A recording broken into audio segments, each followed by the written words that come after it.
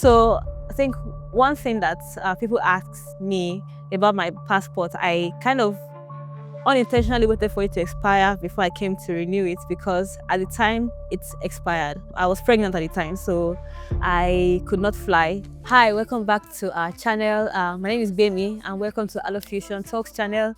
For those of you that are new here, I am recording live from New York City.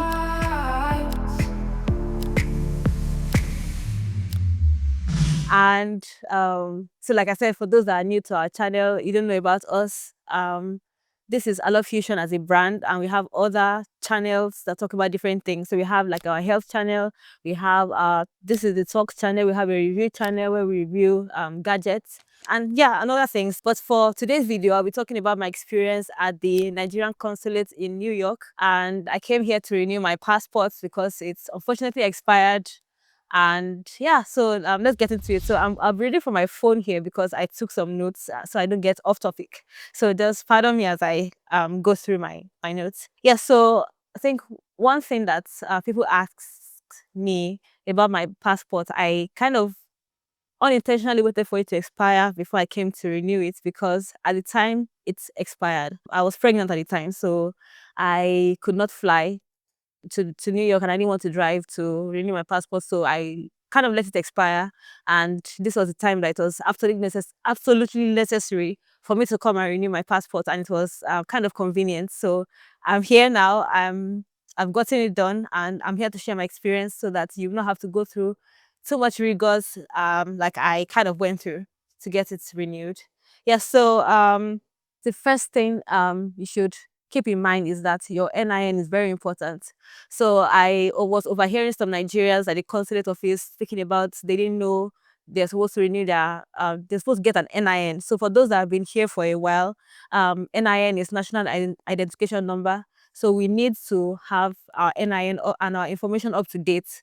So I got married in the US and my old passport carried my maiden name.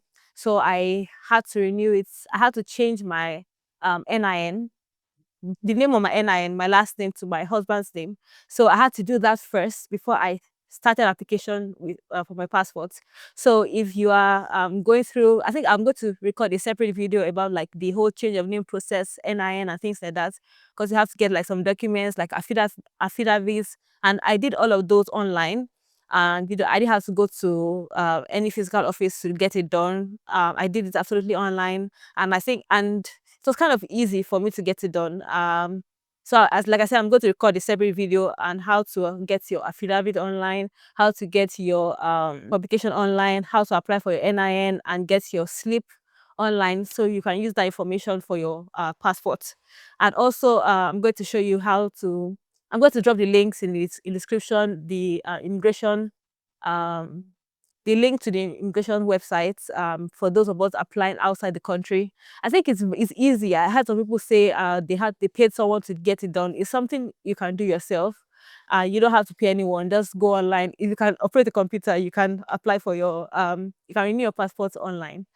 Yes. Um so initially I wanted to, I think last year, about the end of last year, Nigeria implemented a contactless system to get your passports. I was going to do it, but I was scared that like I didn't want my money to enter the bush, so I decided not to do it. I downloaded the app on my phone, and I was like, okay, let's see if I can get this thing done. But I was too scared to waste money, so I decided not to go through with it. I decided to just come and do it myself, and probably later, hopefully, maybe if the system is more mature, then the next time I have to renew my passport, I can do that um online. I don't have to come all the way from I'm in Nebraska. Coming all the way from Nebraska to New York is also expensive, but at least I know I have somebody physically to meet than an online kind of thing.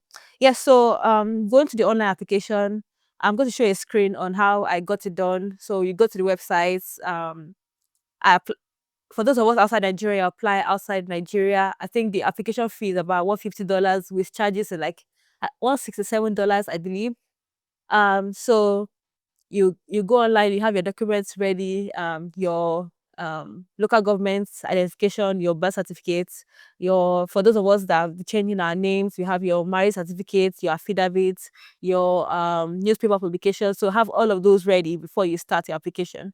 And then when you do all of those, make the payments. And the documents were actually helpful. So I went through the whole documents on the consulate website of New York, and I also went through the different information. I watched different videos, and that's why I'm also here to record mine. So if you can learn from my experience as well. So I did all of those. I went online. I did the online application. I paid, printed out all the documents, and there's a way you track it. Yeah, so I did all of those, everything they asked us to bring, the application slip, your receipt, your the data page, photocopy of your old passport data page, and the passport itself, then a priority mail, USPS priority mail. So all of those, I had to get them. I got them sorted out, printed out, and everything, and then I brought them. So coming to New York, so I had to travel with my husband. I traveled with my infants. I have a baby, so we all traveled together. And before we got here, I had to booking your flights, try to get things so you're not left stranded. So I think my husband handled the flight booking, so he booked it online on Delta Airlines. I handled the hotels, and I was trying to make sure that wherever we stay was not too far from the consulate office and also not too far from the airport. So I know some people mentioned that they booked their hotels close to the consulate so they can just walk down. But for me, I think I preferred to have it kind of like in the middle. So we are not too far from the airport and also not too far from the consular office. So that's what I did. But I made sure that we're not too far. But also, this is New York, and it's not Lincoln. It's not places where we can. When you check your Google map or your Apple map, and you see that the distance or the driving distance is like 8 minutes.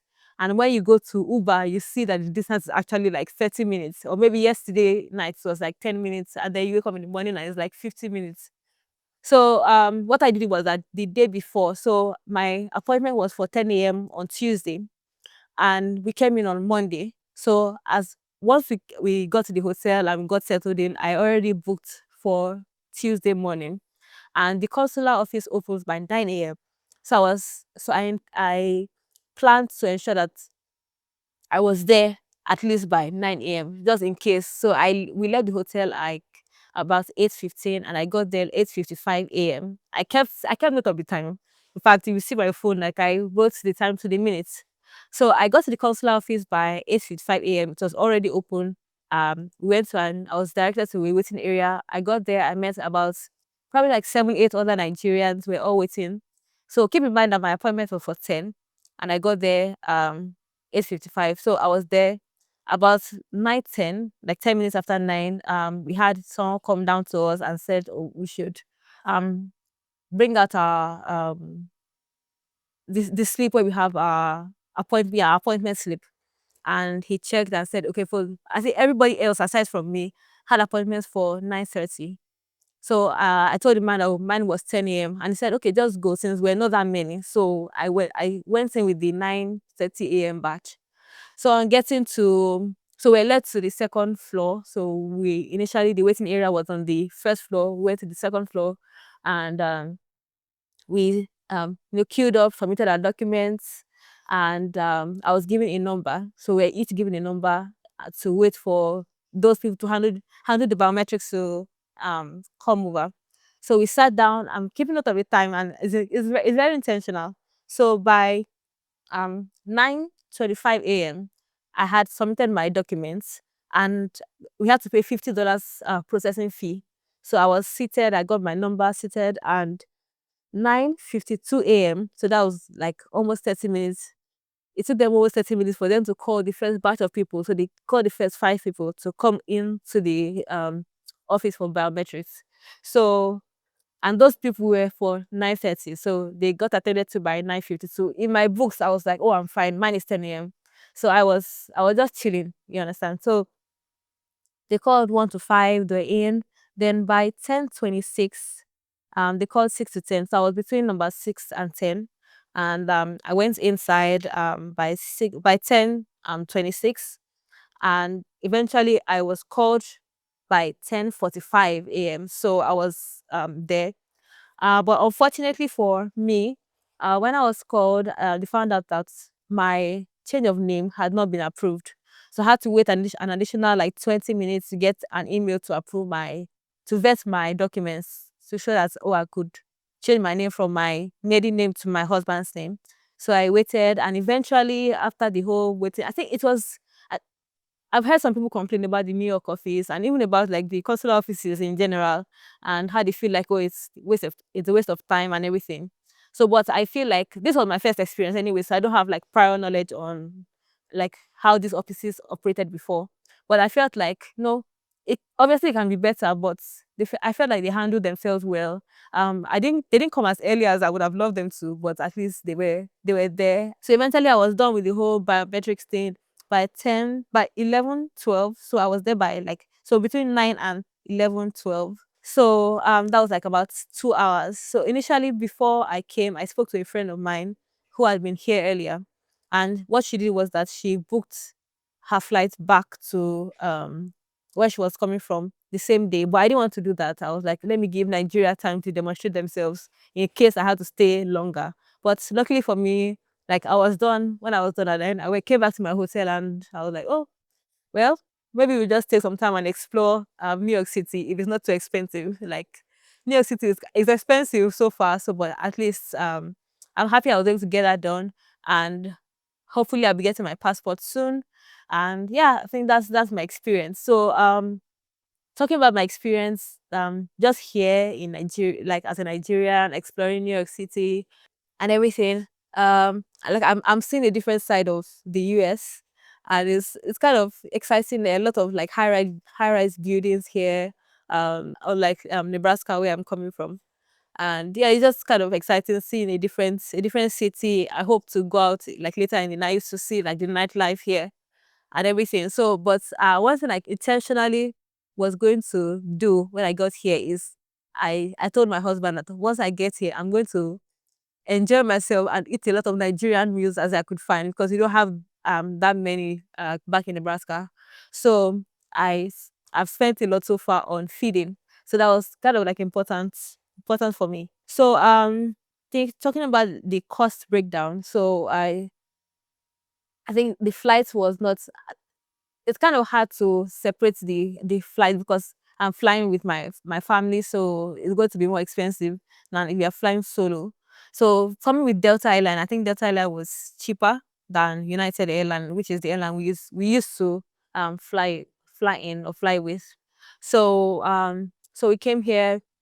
I would say probably budget like maybe $200 thereabout, depending on like how close you are to New York.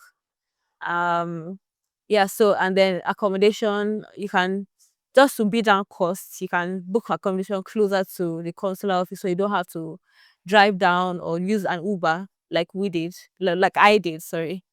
Yeah, so but I think if I'm going to come here next time and I have to maybe stay somewhere a bit far away from or further away from the consular office, maybe next time I'll have to maybe book what's it called? Let me see. Yeah, like rent, yeah, like a rental car, so I don't have to like take an Uber. So because I can't drive, I'm like, so why do I have someone driving me around when I can rent a car and then drive myself and go anywhere I like? And I think it's more cost effective here if you're moving around a lot to rent a car rather than take an Uber like every single place you're going to. So if I'm going to come back again to New York for whatever reason, I think that's what I will do. Yeah, and also the hotel, I don't think I'm regretting where I am now, because I'm a member of IHG Rewards.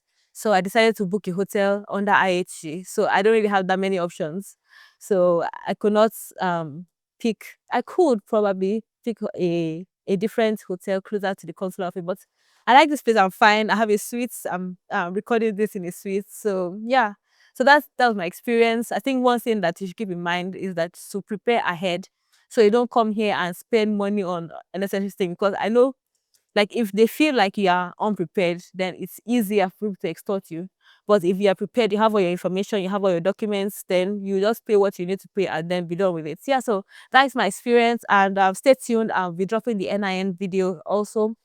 And yes, so I think that's it. Check out our other videos on our health channel, finance channel, review channel, education channel, and all other channels that we can create now and in the future. Yeah, so see you next time and bye.